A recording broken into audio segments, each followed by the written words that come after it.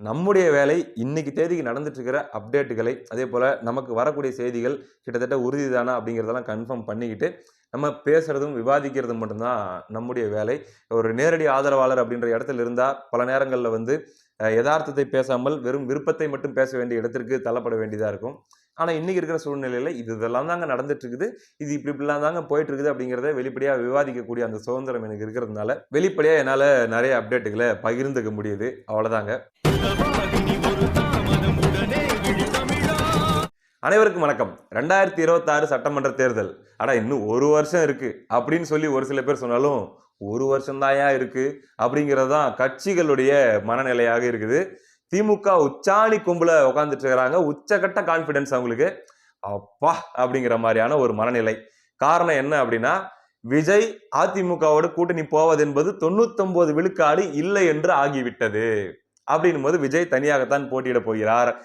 என்ன பண்ணியாச்சும் எப்பாடு பட்டாச்சும் நம்ம கட்சியில இருக்கிற யாரையும், நம்ம கூட்டணியில் இருக்கிற யாரையும் விஜய் பக்கம் போவோம் பார்த்துக்கிட்டோம்னா அவ்வளவுதான்டா, மறுபடியும் வந்து உட்கார போறோம். வரலாற்றிலே முறையா 2வது முறையாக தொடர்ச்சியாக ஆட்சி அமைக்க போறோம் அப்படிங்கிற மாதிரியான ஒரு கான்பிடன்ஸ் இன்னைக்கு தேதிக்கு நிலவரம் அப்படித்தான் இருக்குது அப்படிங்கிற மாதிரி ஒரு பக்கம் போயிட்டு இருக்க. இன்னொரு பக்கம் பாத்தீங்கன்னா அதிமுக எப்படியாச்சும் ஒரு மெகா அலையன்ஸ் அமைச்சு இந்த வாட்டி திமுகவை வீழ்த்தியே ஆகணும், திமுகவை வீட்டுக்கு அனுப்பியே ஆகணும். இன்னொரு முறை வந்து திமுகவை ஆட்சியில் அமர விட்டால் அவர்கள் அடுத்த 5 ஆண்டுகளுக்குள் பாஜகவை எதிர்கட்சியாகவே ஆக்கி விடுவார்கள். அதுக்கப்புறம் தொடர்ச்சியாக தமிழ்நாட்டுடைய தலையெழுத்து திமுகவா பாஜகவா அப்படிங்கிற மாதிரியான ஒரு செட்டப் அவங்க கொண்டு வந்துருவாங்க. கொண்டு வந்துட்டு என்ன பண்ணுவாங்க அப்படின்னா, பாஜகவை காட்டி தலைமுறையாக தமிழ்நாட்டையே ஆண்டு கொண்டிருப்பார்கள்.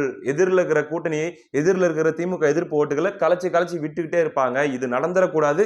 அதனால திமுகவை வீழ்த்த கடைசி வாய்ப்பாக இருக்குது.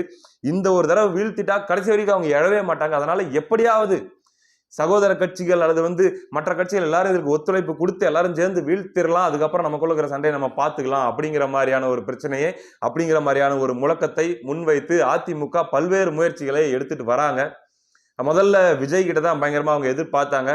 ஆனா விஜயோட எதிர்பார்ப்பு படுபயங்கரமா இருந்ததுனால அவ்வளவு நம்மளால வந்து அகாமடேட் பண்ண முடியாது அப்படிங்கிற மனநிலைக்கு வந்து அவங்க அப்படியே அமைதியாக ஆரம்பிச்சாங்க. இப்ப கிட்டத்தட்ட விஜய் இனிமே வரமாட்டார்ன்ற மனநிலைக்கு அதிமுக கூட்டணி இனிமே போக போறதில்லை அப்படின்ற மனநிலைக்கு விஜயும் வந்த மாதிரி தான் சிம்டம்ஸ் தெரியுதுங்க.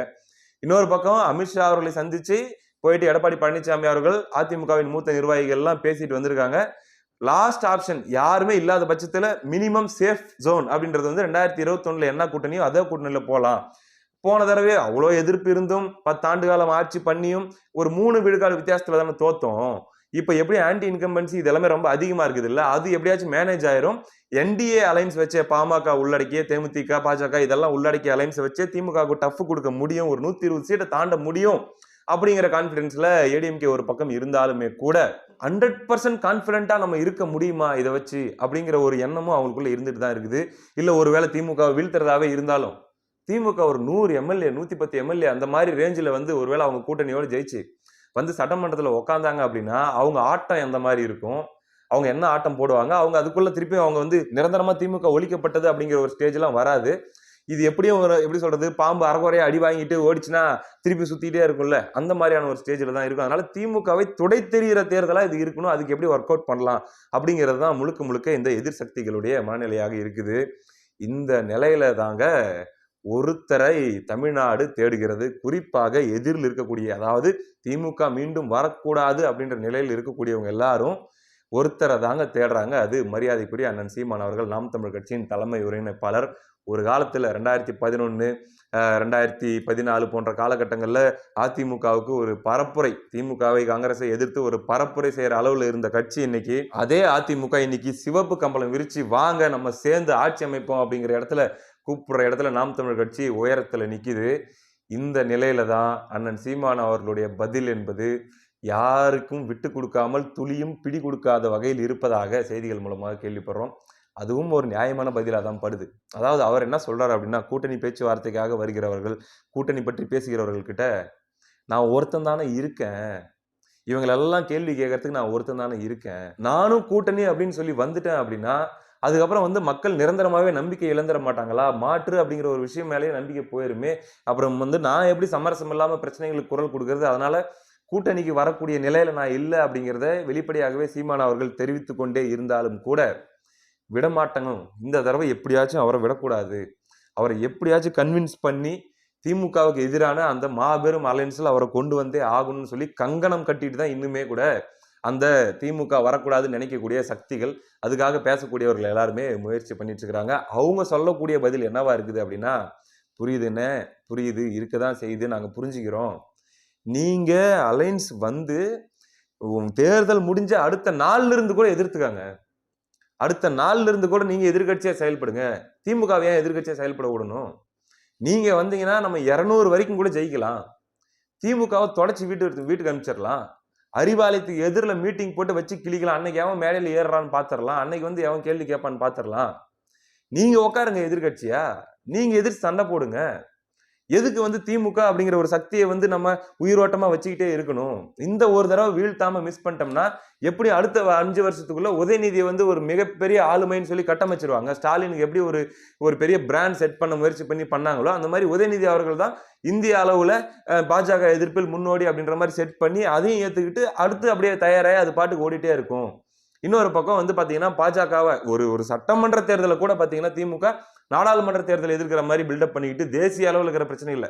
அதான் என் வீட்டு பிள்ளைக்கு பலூன் வாங்கி தரத்துக்கு வக்குள்ள உனக்கு அந்த கதை தான்.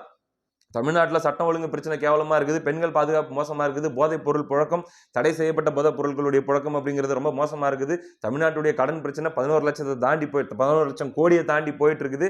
ஒவ்வொரு துறையிலும் மிக மோசமாக அரசு ஊழியர்கள் முதற்கொண்டு இங்க அன்றாடம் காட்சிகள் வரைக்கும் எல்லாம் கஷ்டப்பட்டு இருக்கிறாங்க. இது எதையுமே சரி செய்ய வக்கற்ற ஒரு திமுக இந்தியாவுக்கே நாங்க வழிகாட்டுறோம் அப்படின்னு சொல்லி பாஜக எதிர்ப்புன்ற ஒரு பேரை வச்சுக்கிட்டு இவங்க அரசியல் பண்ணிட்டே இருப்பாங்க. இதுக்கு நம்ம இடம் கொடுக்கணுமா? காலத்துக்கும் பரம்பரையா அந்த கட்சி வந்து நம்மளை ஆள்றதுக்கு நம்ம இடம் கொடுக்கணுமா? உங்க கையில தானே இருக்குது. நீங்க முடிவெடுங்க. உங்களுக்கு யாரும் உங்களை தப்பா நினைக்க மாட்டாங்க. எந்த சமரசமும் நீங்க ஒண்ணும் பண்ண வேண்டாம். நீங்க வந்து நில்லுங்க, முடிச்சு விடுங்க. அடுத்த செகண்ட்ல இருந்து எந்த கட்சி ஆளுங்கட்சியா வருதோ அதை எதிர்த்து நீங்க குரல் கொடுங்க. நீங்க ரொம்ப நிதானமா பொறுமையா யோசிச்சு பாருங்க. இந்த ஒரு தடவை திமுக எதிர்ப்பு வாக்குகள்லாம் ஸ்பிளிட் ஆகி மறுபடியும் திமுகவே ஆட்சிக்கு வந்தாங்க அப்படின்னா அடுத்த 5 ஆண்டுகளுக்குள்ள நாங்களும் பாஜகவோட கூட்டணி போடாம நிக்கிறோம் அப்படின்னும் போது பாஜகவோட சேர்ந்து திமுக உங்களையும் எங்களையும் எல்லாரையுமே இருக்கக்கூடிய மாநில கட்சிகள் எல்லாத்தையுமே ஒன்னொன்னா காலி பண்ண ஆரம்பிச்சிருவாங்க. விஜய் திமுகவுடைய பி டீமா இருக்கிறதுக்கு கூட வாய்ப்பு இருக்குது. அவர் மறுபடியும் படம் நடிக்க போயிடுறாரு அப்படிங்கிற மாதிரியான நிலைமையெல்லாம் வந்துச்சு அப்படின்னா இங்க யார் இருப்பாங்க? வெறுமனே பிஜேபியும் திமுகவும் அரசியல் பண்ணிக்கிட்டு பிஜேபியை காட்டி திமுக வந்து அப்படியே போயிட்டு இருக்காதா? யோசிங்க அப்படின்லாம் கூட சொல்லி பார்த்தும் கூட இல்ல, இத்தனை ஆண்டுகளாக நான் பேசி வந்த என்னுடைய கொள்கையை நான் எப்படி சமரசம் செய்து கொள்வது? நான் என்னதான் கொள்கையில சமரசம் இல்லை, கூட்டணி தான், இது வெறும் தேர்தலுக்கான உடன்படிக்கை தான், நான் என்னதான் காரணம் சொன்னாலுமே கூட அந்த கிரெடிபிலிட்டி போயிடும் இல்லை அப்படின்றது அவருடைய சிந்தனையாகவும் அவருடைய பதிலாகவும் இருக்கக்கூடிய அந்த சூழல்ல தான் அதிமுக என்ன பண்றாங்க அப்படின்னா இதுக்கு மேலையும் எதிர்பார்க்கறதுல பொருள் இல்லை அப்படிங்கிற மாதிரியான ஒரு ஸ்டேஜ்ல அவங்க பாஜகவுடைய, ஏன்னா அவங்களும் அவங்க கட்சியையும் காப்பாற்றணும், அதே போல வந்து பாத்தீங்கன்னா ஒரு குறைஞ்சபட்சம் அவங்க வந்து ஒரு 120 தொகுதியாச்சும் ஜெயிக்க முடியுமா அப்படிங்கிறதுக்கான கால்குலேஷனை போட்டாகணும். ஏற்கனவே அவங்களுக்கு வந்து சவுத் ரொம்ப பலவீனமா இருக்குது. அப்ப அந்த சவுத்தை ஸ்ட்ராங் பண்ணும் அப்படின்னா வேற வழி இல்லாம அந்த இடத்துல போய் அவங்க அலைன்ஸ் வச்சுதான் ஆகணும். அப்ப சவுத்து, கொங்கு, வட மாவட்டங்கள் இதெல்லாம் கொஞ்சம் கவர் பண்ணிடலாம். சென்னையிலையும் முழுக்க எல்லாத்தையுமே போன தேர்தலில் பறி கொடுத்தாச்சு. இந்த தடவை ஒரு 6-7 தொகுதிகள் வரைக்குமாச்சும் மயிலாப்பூர், சைதாப்பேட்டை, கே நகர் இது போன்ற சில தொகுதிகள்லாம் இருக்குது. அப்போ ஒரு 6-7-8 தொகுதிகள் வரைக்கும் சென்னை வரைக்கும் கவர் பண்ணி ஒரு வின்னிங் மார்ஜின் வரைக்குமாச்சும் வந்துட முடியுமான்ற ஒரு சேஃப் ஜோனுக்குள்ள இப்போதைக்கு ஏடிஎம்கே அவங்கள செட் பண்ணியிருக்கிறாங்க. இப்பையும் கூட சீமான் அவர்களை நோக்கிய எதிர்பார்ப்பு அப்படிங்கிறது அடங்கவில்லை. இப்பொழுதும் முயற்சிகள் போய்கொண்டே இருக்கிறது, எல்லா தரப்புல இருந்தும் போய்கொண்டே இருக்கிறது. அதாவது எப்படி கேட்கறாங்க அப்படின்னா, சரி கூட்டணிக்கு வரலன்னா கூட பரவாயில்ல, நாங்க உங்களை கட்டாயப்படுத்தல, கொள்கையில சமரசம் பண்ணிக்கணும்னு கூட நாங்க சொல்லல, நீங்க உங்க கொள்கையிலே நில்லுங்க, நீங்க எத்தனை தொகுதியில போட்டிடுறீங்களோ அதை நம்ம பேசிக்கலாம். நீங்க போட்டியிடுற தொகுதியில நாங்க போட்டியிடல, நாங்க யாருமே போட்டியிடல, நீங்க நேரடியா திமுக எதிர்த்து போட்டிட்டு இருக்காங்க. அதே போல மீதி தொகுதிகளில் நாங்க போட்டிடுறோம், நீங்க வந்து அந்த தொகுதிகளில் போட்டி மட்டும் இடாதீங்க, நம்ம நேரடி கூட்டணிக்குள்ளே போக வேண்டாம், ஒரு அக்ரிமெண்ட், ஒரு அண்டர்ஸ்டாண்டிங் மாதிரி நம்ம பண்ணிக்கலாமா? நீங்க என்ன பண்ணுங்க, போட்டியிடாம குறைஞ்சபட்சம் நீங்க அந்த 8% ஓட்டை வந்து பிரிக்காம நீங்க அமைதியா இருந்துட்டீங்கன்னா கூட நம்ம திமுக வீழ்த்திடலாம். நீங்க போட்டியிடுற தொகுதியில எல்லா திமுக எதிர்ப்பு வாக்குகளும் உங்களுக்கே வரா மாதிரி நாங்க போட்டியிடாம இருந்துக்கிறோம் அப்படிங்கிற மாதிரியான பேச்சுவார்த்தையும் போய்கொண்டிருப்பதாக ஒரு செய்தி லேட்டஸ்டாக இப்பொழுது வந்திருக்கிறது. இதற்கு நாம் தமிழர் கட்சி என்ன பதில் சொல்ல போகிறார்கள், அண்ணன் சீமான் அவர்கள் என்ன பதில் சொல்ல போகிறார்கள் அப்படின்லாம் தெரியாது. ஒருவேளை 234 தொகுதியிலே நாங்கள் போட்டியிடுவது தான். திமுகவே மீண்டும் ஆட்சிக்கு வருவதாக இருந்தாலும் அதை எதிர்கொள்ள நாங்கள் தயாராக இருக்கிறோம். அதே போல இன்னும் 5 ஆண்டுகள் 10 ஆண்டுகள் 15 ஆண்டுகள் அப்படிங்கிற மாதிரியாக இந்த பயணம் போனாலும் கூட அது வரைக்கும் திமுகவே அதிகாரத்தில் இருக்கும்னா கூட நாங்கள் அதே ரூட்ல தான் போயிட்டு இருக்க போறோம். நாங்கள் எங்களுடைய தொண்டர்களாகட்டும் எங்களுடைய ஆதரவாளர்களாகட்டும் அந்த அளவுக்கு பொறுமையும் காத்திருப்பதற்கான தயார் மனநிலையோடையும் தான் இருக்காங்க. நடுவுல திமுகவும் பாஜகவும் சேர்ந்து எங்களை கட்சியுடைய அங்கீகாரத்தை ரத்து பண்றதுக்கு அல்லது கட்சியை தடுப்பு பண்றதுக்கு அப்படின்னு சொல்லி என்ன மாதிரியான விளையாட்டுகளை முயற்சி பண்ணாலும் அல்லது என்ன மாதிரியான நகர்வுகளை முயற்சி பண்ணாலும் நாங்கள் அதையும் சந்திக்க தயாராக இருக்கிறோம். ஆனா நாங்க தனியா 234 தொகுதியிலும் தான் போட்டியிட போறோம் அப்படிங்கிற ஸ்டாண்ட்லயே சீமான் அவர்கள் உறுதியாக நிற்க போகிறாரா அப்படிங்கிறது எல்லாமே பொறுத்திருந்து தான் பார்க்கணுங்க. உண்மையே ரிஸ்க் தான். ஆனா துணிஞ்சு ரிஸ்க் எடுக்கணும் அப்படின்னு முடிவு பண்ணிட்டு அவங்க எடுப்பாங்க. நாம் தமிழர் பொறுத்தவரைக்கும் ஏன்னா தம்பிகளுடைய சப்போர்ட் இருக்குது. எந்த அளவுக்கு வேணாலும் உறுதுணையாக அவர்கள் நிற்பார். இதில் எதுவாக இருந்தாலும் இதில் முடிவெடுக்க வேண்டியது நாம் தமிழர் கட்சி தான். இவங்க இந்த முடிவு தான் எடுக்கணும் அந்த முடிவு தான் எடுக்கணும்னு சொல்லி யாருமே சொல்ல முடியாது. அண்ணன் சீமான் அவர்கள் தான் முடிவு எடுக்கணும். காரணம் என்னன்னா கிட்டத்தட்ட 15 ஆண்டுகளாக அந்த கட்சியை நடத்திட்டு வர்றது அவங்க தான். அடுத்து என்ன செய்யணும் அப்படிங்கிறது அப்ப அவங்க தான் முடிவெடுக்கணும். அது அவங்களுடைய சொந்த உரிமை, சொந்த முடிவு அப்படின்னும் போது அதனால அவங்க எடுக்கிற முடிவுகள் மூலமாக நேர்மறையான பலன்கள் வருதுனாலும் அதனுடைய முழு பொறுப்பும் அவங்கள தான் சேரும். ஒருவேளை எதிர்மறையான பலன்கள் வருதுனாலும் ஏன்னா ஒரு நடிகர் அப்படின்னு சொல்லி ஒருத்தர் அரசியலுக்கு வராரு. கிட்டத்தட்ட 2019 கமலஹாசன் அப்போ வராம இருந்தது நாம் தமிழர் அந்த தேர்தலிலே 6 விழுக்காடு வாக்குகளை பெற்றிருக்கும். இப்ப விஜய் அவங்க வராங்க அப்படின்னும் போது அவரும் முழுக்க முழுக்க யங்ஸ்டருடைய ஓட்டுகளை குறி வச்சு அதே போல ஒடுக்கப்பட்ட மக்களுடைய வாக்குகளை குறி வச்சு திமுக எதிர்ப்பு வாக்குகளை குறி வச்சு அப்படிங்கிற அந்த யங்கர் ஜெனரேஷன் இப்படின்ற ஃபேக்டர் எல்லாம் கொண்டு வரும்போது நிச்சயமாக விஜய் அவர்கள் வராமல் இருந்திருந்தால் நாம் தமிழர் கட்சியுடைய வாக்கு விழுக்காடு இன்னும் எவ்வளவு உயர்ந்திருக்க வேண்டியது இருந்திருக்கும். விஜய் அவர்களுடைய வருகையால அது என்ன மாதிரியான சவாலுக்கு உள்ள ஆகுது அப்படிங்கிறது எல்லாமே பொறுத்திருந்து தான் பார்க்கணும். நாம் தமிழர் கட்சியால சார்ந்தவர்கள் அல்லது ஆதரவாளர்கள் நம்பிக்கையோட சொல்றது என்னன்னா நாங்கள் 12 முதல் 15 விழுக்காடு வாக்குகள் வரைக்கும் இந்த தடவை போவோம் தனிச்சு நின்று. அதே போல குறைந்தது 3 5 சட்டமன்ற உறுப்பினர்கள் வரைக்கும் நாங்க போறது எங்களுடைய நம்பிக்கையாகவும் எங்களுடைய கணிப்பாகவும் இருக்குது. இது எங்களுக்கு வரும் அப்படிங்கிற மாதிரி அவங்க சொல்றாங்க. ஆனா பொதுவா அரசியல் பார்வையாளர்கள் அல்லது எல்லாத்தையுமே கிரவுண்ட் லெவல் அனலைஸ் பண்றவங்க என்ன சொல்றாங்க அப்படின்னா 8 விழுக்காடு வரைக்கும் அதுவும் போட்டிக்கு ஆள் இல்லாத நேரத்துல வந்தது அப்படிங்கிறது பெரிய சாதனை தான். ஆனால் இனி போட்டிக்கு ஒரு ஆளும் வந்த பிறகு அதே வாக்குகளை குறிவைத்து இன்னொரு ஆளும் வந்த பிறகு அந்த 8 விழுக்காடுல இருந்து 12 விழுக்காடுக்கு போற அந்த மேஜிக் நம்பரை ரீச் பண்றதுங்கிறது சாதாரண விஷயம் இல்லை. 12க்கு மேல போயிட்டு அன்ஸ்டாப்பபிள் அவ்வளவுதான். அது நிரந்தரமாக பெரிய கட்சி அப்படிங்கிற இடத்துக்கு வந்துடும். ஆனா இதுக்கு போக விட மாட்டாங்க. அதுக்கு எல்லா விதமான தடையும் போடுவாங்க.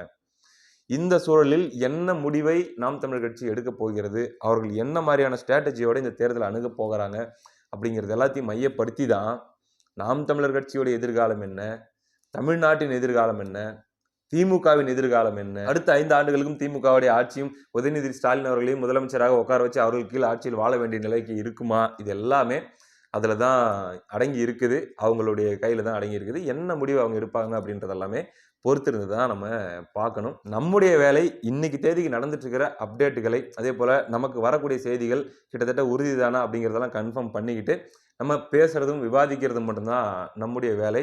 ஒரு நேரடி ஆதரவாளர் அப்படின்ற இடத்துல இருந்தா பல நேரங்கள்ல யதார்த்தத்தை பேசாமல் வெறும் விருப்பத்தை மட்டும் பேச வேண்டிய இடத்திற்கு தள்ளப்பட வேண்டியதா இருக்கும். ஆனா இன்னைக்கு இருக்கிற சூழ்நிலையில இதெல்லாம் தாங்க நடந்துட்டு இருக்குது, இது இப்படிலாம் தாங்க போயிட்டு இருக்குது அப்படிங்கிறத வெளிப்படையா விவாதிக்கக்கூடிய அந்த சுதந்திரம் எனக்கு இருக்கிறதுனால வெளிப்படையா என்னால நிறைய அப்டேட்டுகளை பகிர்ந்துக்க முடியுது. அவ்வளவுதாங்க. பொறுத்திருந்து பார்ப்போம். அடுத்த காணொலியில் சந்திப்போம். நன்றி.